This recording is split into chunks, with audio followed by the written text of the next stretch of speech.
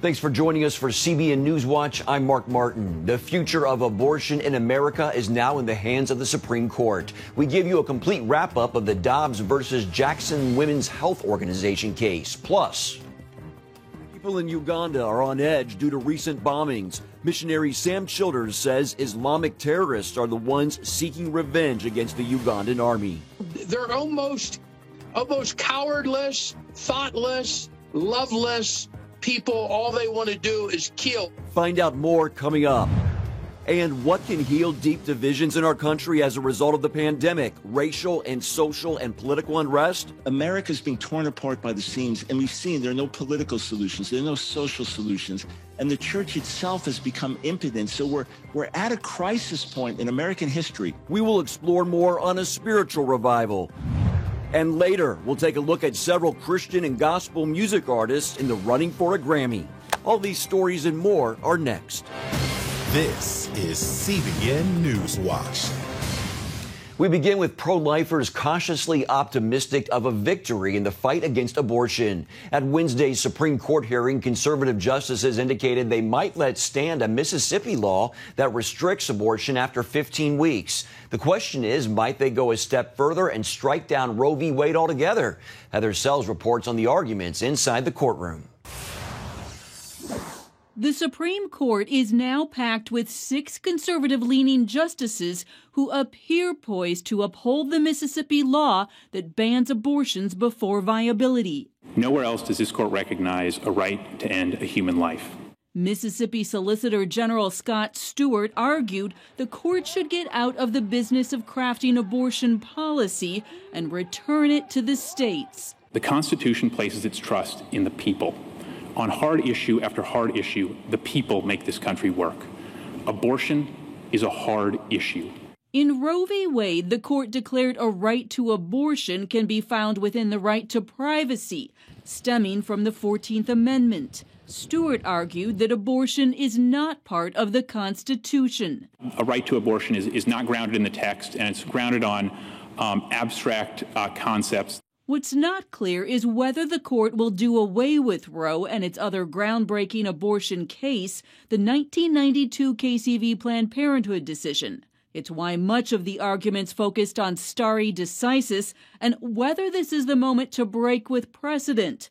Some of the justices worried aloud about public perception.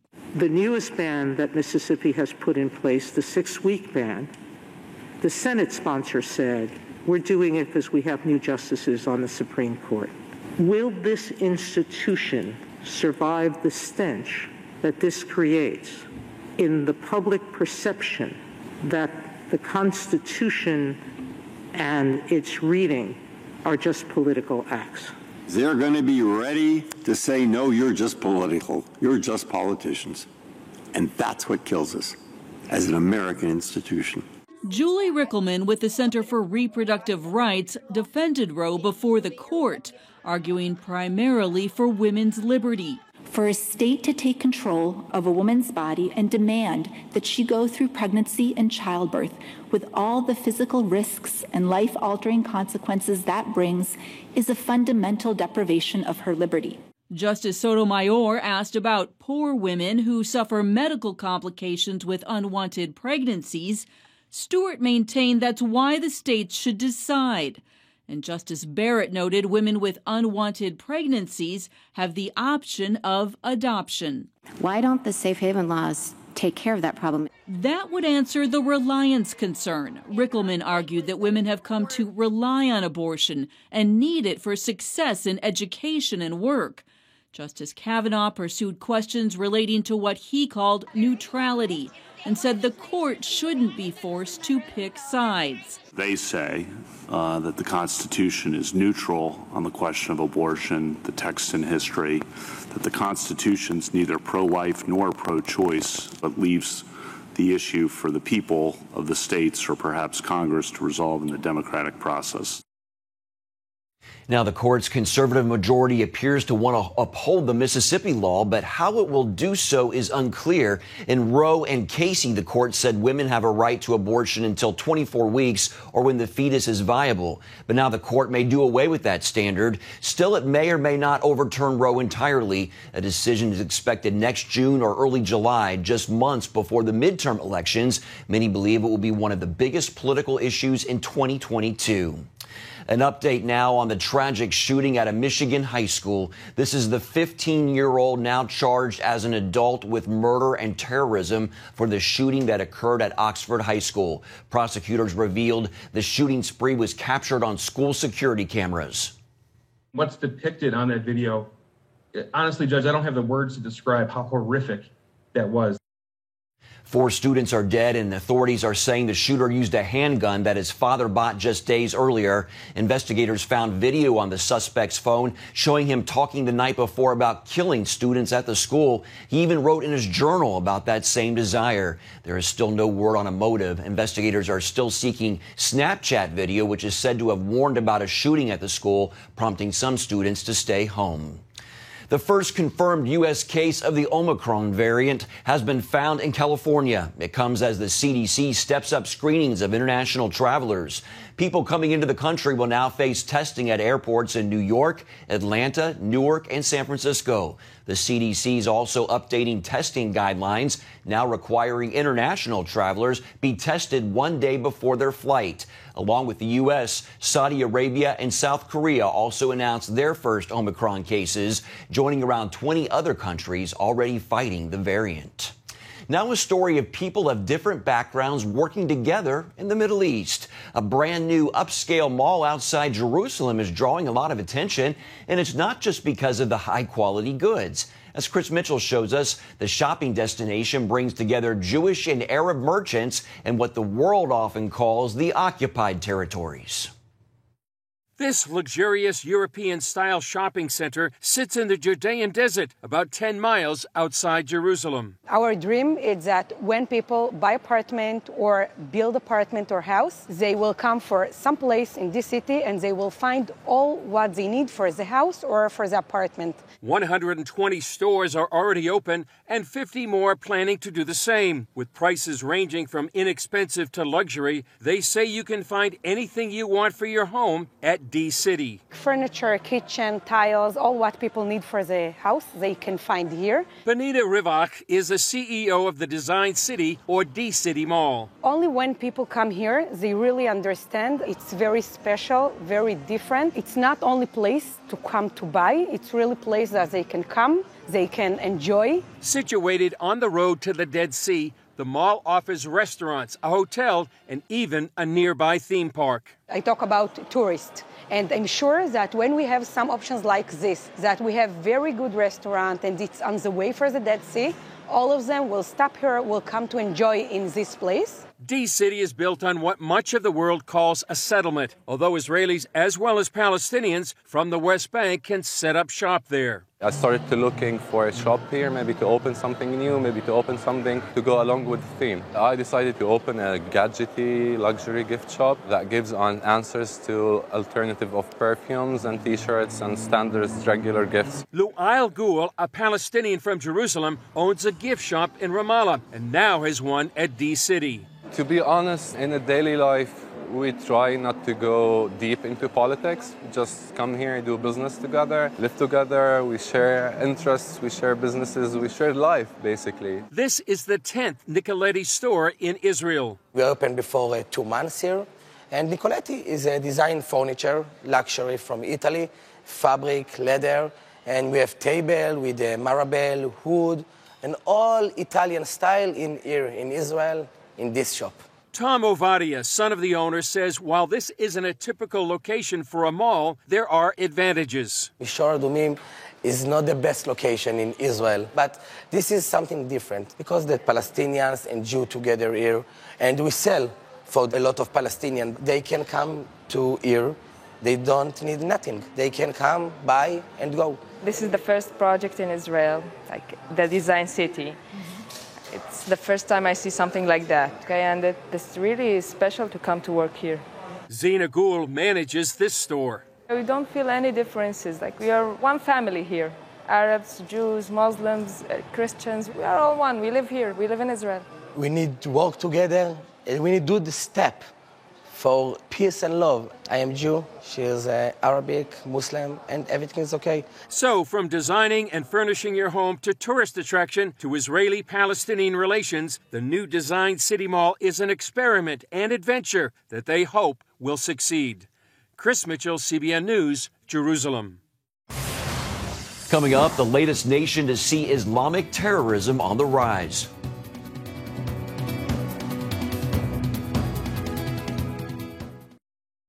The Islamic State is expanding its global reach into East Africa. Several recent suicide bombings in Uganda have put people there on edge. Are more coming? Appearing on this week's episode of The Global Lane, the machine gun preacher, African missionary Sam Childers says Islamic terrorists are seeking revenge against the Ugandan army for opposing al-Shabaab militants in Somalia. I believe that the Islamic State is trying to get back at the country there in Uganda. It all started October 24th was the first bombing. It actually went off in a restaurant. A lot of people were injured. There was only one person that got killed that day. But right now, you never know when something's going to happen. I mean, they have stopped several suicide bombings, thank God on it. I did send you a video that was taken from the field. It's just unbelievable. I can't even understand people why they would want to harm somebody like they're doing. And they don't even care if it's another Muslim. I mean, these people just, they're almost cowardless, thoughtless, loveless people. All they want to do is kill. And it reminds me of Joseph Kony. Well, what are they after, Sam? What do they want? You know, I believe that they just want to try to take over the country. I believe that they want to put a threat there so maybe they can get some leeway. But one thing that I know the president of Uganda, and he knows how to handle these guys very serious. This Allied Democratic Forces group, it may be harder for the Ugandan military to defeat a terrorist organization than it did an actual militia like Joseph Kony's LRA. So how great is the threat, in your opinion, in the long term? What might it mean for the Ugandan people? And do you think more terrorism ahead? I believe there's going to be more of the terrorism. I believe that the president, I believe the UPDF will get control, but they're going to have to get to the root of the problem. They're going to have to find the root of the Islamic State, and they're going to have to take them out before they end up killing any more people. Well, they may have to go into the DRC to do that. And in the midst of these recent terror attacks, I know you're planning an evangelistic crusade for northern Uganda. Absolutely. We're doing a crusade on December 17th, 18th, and 19th. It's the first crusade done. There's only been a few crusades the last 20 months go on. You know, it's almost like this COVID has shut down kingdom building, but it's time that we open it back up again. Now, we will have very good security. We will have police. People, we won't allow people to be bringing big bags, suitcases, or anything like that into the actual event. And you're going to feed people there? You were telling me earlier. Absolutely. It's going to be a 3-day event. We'll start on Friday night preaching, stop about midnight. We'll play the Jesus movie in 3 different languages all night long. Then on Saturday, we're suspecting close to 20,000 people. It's a 20-plus acre open air meeting. So we're going to feed them all on Saturday. Then we're going to go into the preaching to about midnight again, play the Jesus movie again. Sunday morning, get up. We're going to feed them all again.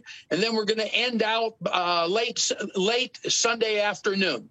Well, let's pray for some baptisms there, and may need some loaves and fishes there if you're expecting 20,000. Absolutely. Wow.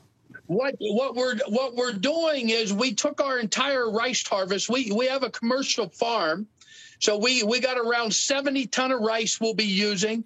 We'll be bringing about 25 big beef cows from the farm. We'll probably bring about 25 goats from the farm. Keep us in prayer. Well, we will. And I know that regularly you feed orphan children. I know profits from the farm that you have and the truck stop business that you created in northern Uganda are being used to support the orphanages that you established. It all started with rescuing kids from the LRA. How many kids do you have now, and how are the children doing? What's their greatest need at this point? We have about 350 kids in our care.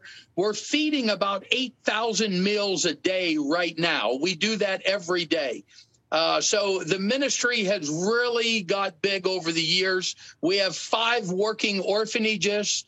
We're very big into teaching skills and trades. God spoke to me a number of years ago and said, if you're going to just build another orphanage, stay home. Right now, we're working about 560 some people on a payroll. So these children are not, I call them children. These young adults are not working a job being trained for nothing. They're getting paid the going rate of what the people in Uganda make as well. Okay, making a difference in Uganda. Machine gun preacher, missionary to Africa, Sam Childers.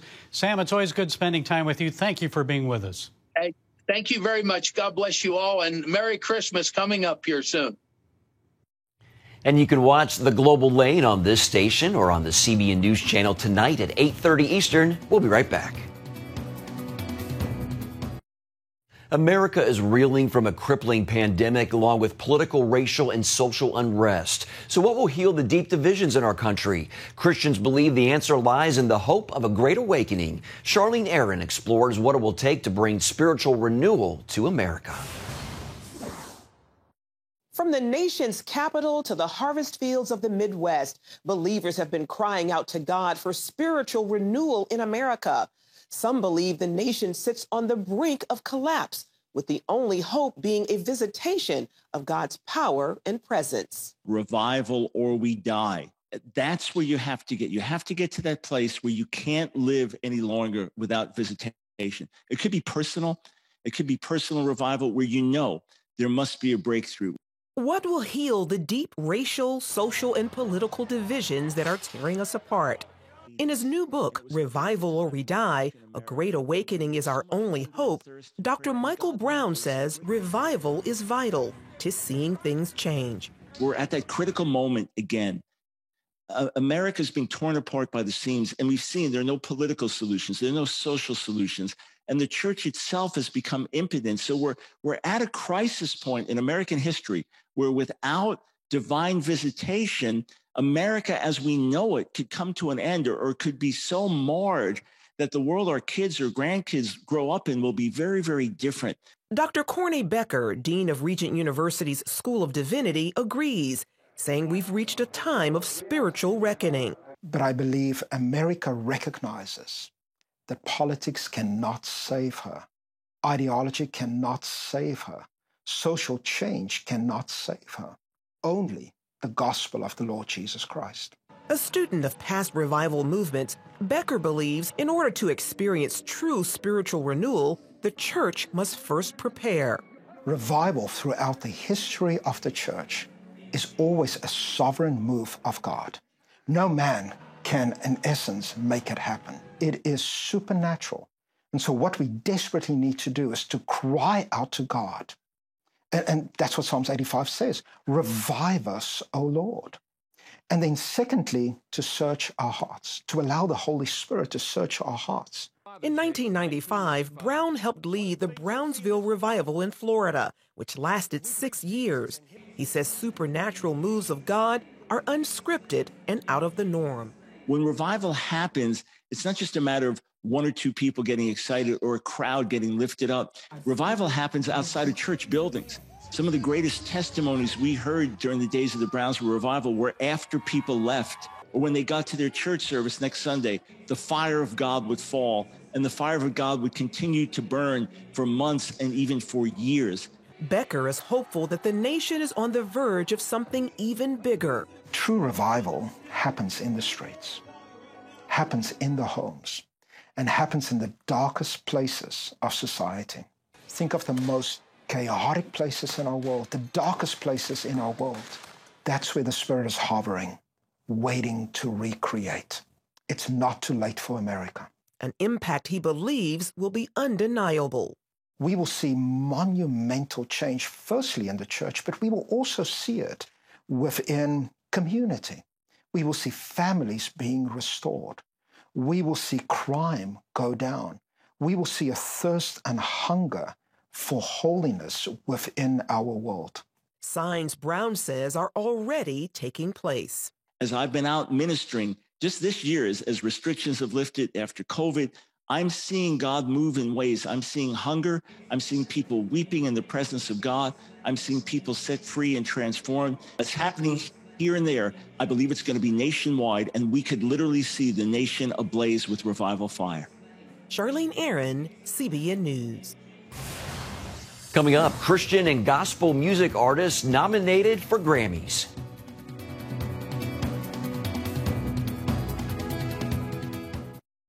CeCe Winans, Dante BOWE, TAUREN Wells, Natalie Grant, KARI, JOBE, and Maverick City Music are just a few of the nominees for Christian and gospel music Grammys. This is the day that the Lord has made, and I ain't gonna let it slip away. I'm gonna be joyful. Yes, I am. Yes, I am. I'm gonna be joyful. Today, I'm gonna be joyful. Ooh. That's Dante BOWE singing Joyful, one of his singles nominated for a Grammy. He received 5 nominations.